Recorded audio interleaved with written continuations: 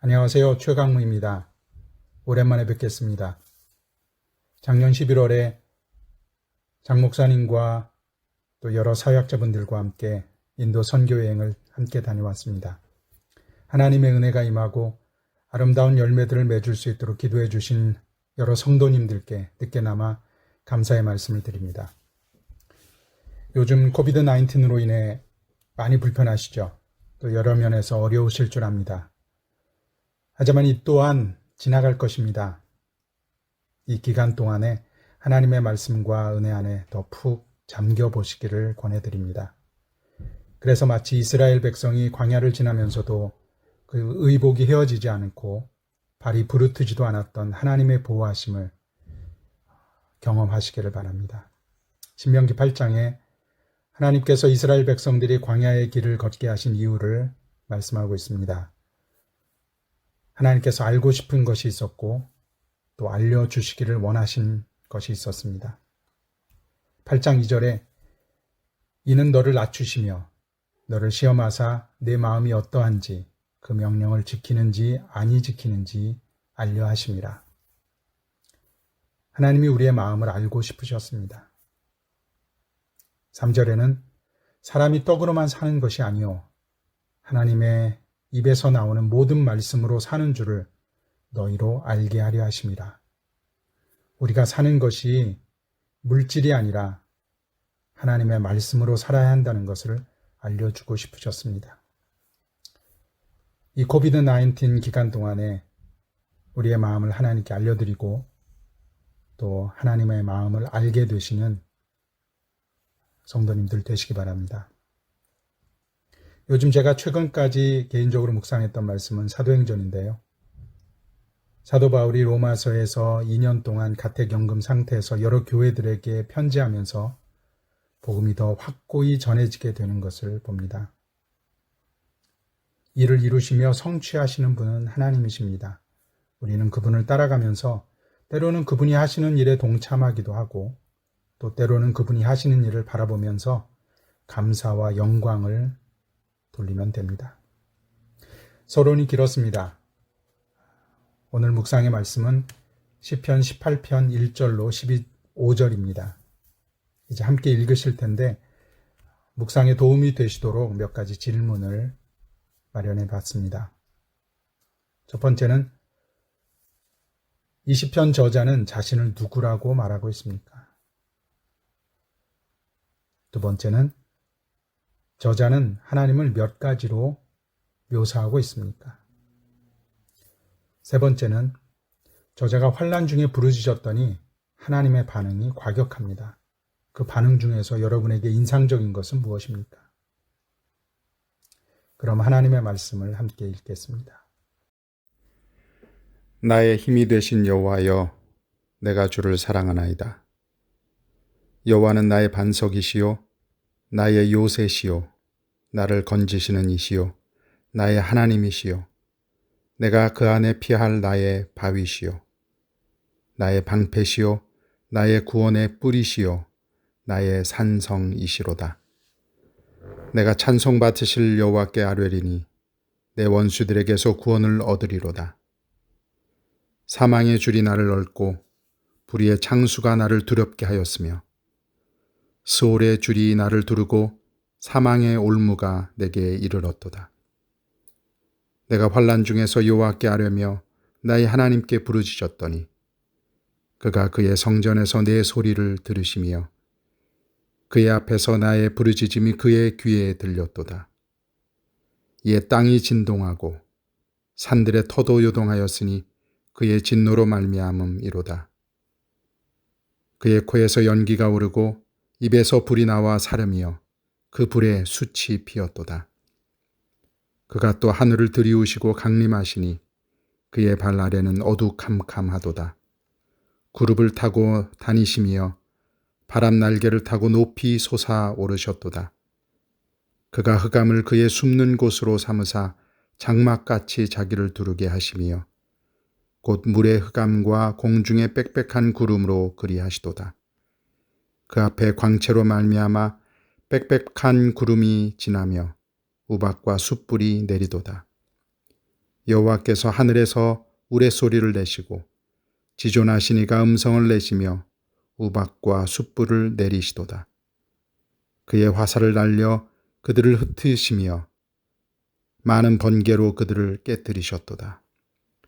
이럴 때에 여호와의 꾸지람과 콧김으로 말미암아 물밑이 드러나고 세상의 터가 나타났도다. 제가 드린 질문을 생각하시면서 읽으셨나요? 함께 살펴보겠습니다. 첫 번째로 저자는 자신을 누구라고 말하고 있습니까? 저자가 누구죠? 저자는 다윗입니다. 모든 대적을 물리치고 드디어 이스라엘의 왕으로 등극했을 때입니다. 자신을 이스라엘의 왕이라고 표현할 수도 있겠지만 다윗은 자신을 여호와의 종이라고 표현하고 있습니다.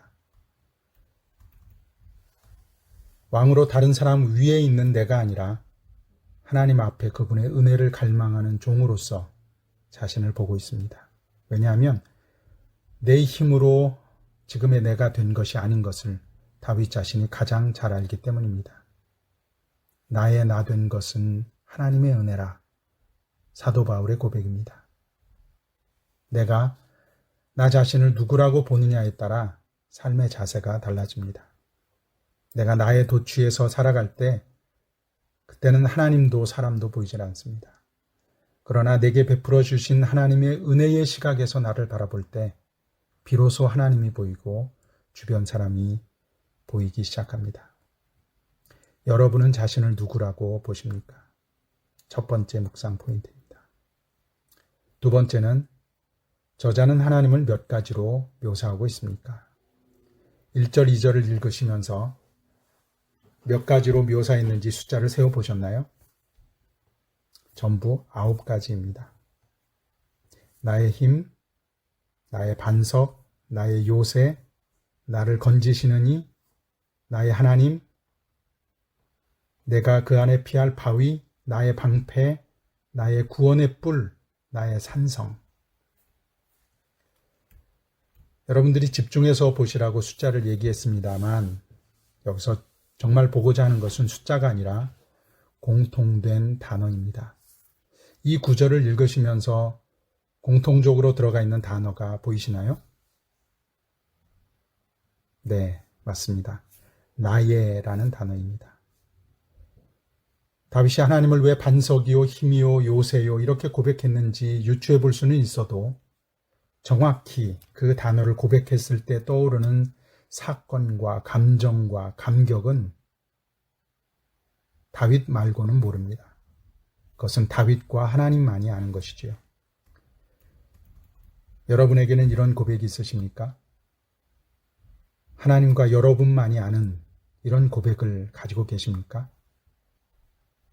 시편 34편 8절에서 다윗은 이렇게 노래합니다. 너희는 여호와의 선하심을 맛보아 알지어다. 하나님을 맛본 자만이 그것을 정말 알 수 있습니다.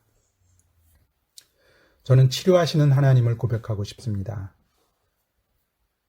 제가 미국 시애틀에서 살았을 때 가벼운 교통사고가 있었습니다. 허리를 삐끗했는지 이리 앉아도 아프고 저리 앉아도 아프고 병원에 가면 이상이 없다 하고 그러다가 어느 집회에 참석을 하게 되었습니다. 기도 시간에 그 집회에 기도 사역자가 와서 기도를 해 주었습니다. 기도를 받고 나니까 정말 허리가 그 아팠던 것이 거짓말처럼 나왔습니다. 그래서 그 사람한테 이제는 더 이상 아프지 않다 이렇게 얘기했더니 당장 앞에 나가서 간증하라고 떠밀었습니다. 앞에 나가서 여기 오기 전에는 허리가 어떻게 아팠는데 기도를 받고 나서 다 나았다 이렇게 간단하게 얘기를 했습니다. 사람들이 박수를 치고 하나님께 영광을 돌리며 함께 기뻐했습니다. 그런데 계단을 내려오는데 다시 거기가 슬슬 아파오기 시작하는 것입니다. 이미 나는 나았다라고 선포하고 고백까지 했는데 다시 아파오는 거예요. 어떻게 해야 하나? 그때 마음에 이런 생각이 났습니다. 하나님이 고쳐주셨으니 그렇게 고백하자. 그래서 다시 손을 얹고 이렇게 선포했습니다. 나는 나았다. 하나님이 고쳐주신 것 빼앗기지 않겠다. 하나님 감사합니다. 이렇게 기도하자 다시 아픈 것이 사라졌습니다. 얼마 있다가 몇 개월 후에 동일한 자리가 느닷없이 아프기 시작합니다. 그럴 때마다 제가 그 자리에 손을 얹고 다시 나는 고침을 받았다. 나는 고침을 받았다. 하나님 감사합니다. 이렇게 고백을 하면 아픔이 사라졌습니다. 그래서 내가 아플 때마다 나를 치료하시는 하나님을 기억할 수 있게 되었습니다. 여러분의 삶 가운데 베풀어 주신 하나님의 은혜가 있다면 그것에 대해서 감사하며 고백하는 시간이 되시길 바랍니다. 혹 아직 그런 경험이 없다면 하나님께 하나님의 그 선하심을 맛보아 알 수 있게 해달라고 기도하십시오. 두 번째 묵상 포인트입니다. 세 번째는 다윗이 부르짖었더니 그것을 들으시고 진노하셔서 하나님이 행하시는 아주 과격한 모습을 그리고 있습니다. 땅이 진동하고 하나님 코에서 연기가 나오고 입에서는 불이 나오고 바람 날개를 타고 높이 솟아오르시고 우박과 숯불을 내리시고. 이 표현들이 사실일까요? 하나님이 정말 이러셨을까요? 네, 저는 사실이라고 믿습니다. 하나님한테 코가 있으시다고요? 네, 있으십니다. 여러분이 직접 만져보실 수 있습니다. 먼저 여러분의 손을 들어보십시오. 그리고 얼굴 중앙에 갖다 대십시오. 그러면 뭔가 손에 뭉클하게 잡히는 것이 있을 것입니다. 그것이 코입니다. 우리는 모두 하나님의 형상으로 만들어졌습니다. 우리의 코는 하나님의 코를 닮은 것입니다. 우리가 화가 날 때 코에서 김이 나오고 입에서 불이 나오지 않던가요? 저만 그런가요? 많은 사람들이 하나님을 대할 때 그저 하늘에 높이 계신 목석 같은 분으로 생각할 수 있습니다. 우리의 감정도 하나님으로부터 온 것입니다. 하나님은 기뻐하기도 하시며 슬퍼하기도 하시고 화를 내기도 하시고 질투하기도 하십니다. 풍부한 감정을 가지고 계십니다. 우리 하나님은 그런 하나님이십니다. 오늘 하나님께 여러분의 마음을 한번 나눠보시지 않겠습니까? 하나님, 제 마음이 참 어렵네요. 슬프네요. 혹은 하나님 참 평안합니다. 기쁩니다. 이렇게 말입니다. 그리고 이렇게 한번 또 여쭤보세요. 하나님 마음은 어떠세요? 어쩌면 하나님을 그냥 어떻게 살아야 한다라고 말씀하시는 율법적인 하나님으로 알고 계신 분이 있다면 아마 충격을 받으실지도 모르겠습니다. 우리의 마음을 알아주시고 또 당신의 마음을 우리에게 나누어 주시는 친근한 하나님을 만나게 되실 겁니다. 오늘 시편 18편의 말씀을 통해서 하나님과 좀 더 친해지고 하나님을 더 알아가시는 저와 여러분이 되기를 소망합니다. 함께 기도하겠습니다. 사랑의 하나님, 순전한 교회 성도님들을 축복합니다. 주님께서 자녀로 부르셔서 구원하시고 날마다 하나님을 더 알아갈 수 있도록 이렇게 말씀을 대하며 묵상할 마음을 주셔서 감사합니다. 오늘 말씀을 통해 하나님 안에서 자신이 누구인지를 알고 하나님의 선하심을 맛보아 알아서 나의 하나님을 고백하게 하시옵소서. 우리가 하나님의 형상으로 따라 지어진 존재로서 하나님과 인격적인 교제가 날마다 더 깊어지게 하옵소서. 주 안에서 다시 뵐 때까지 하나님 지키시고 보호하여 주옵소서. 예수님의 이름으로 기도합니다. 아멘. 주 안에서 평안하십시오.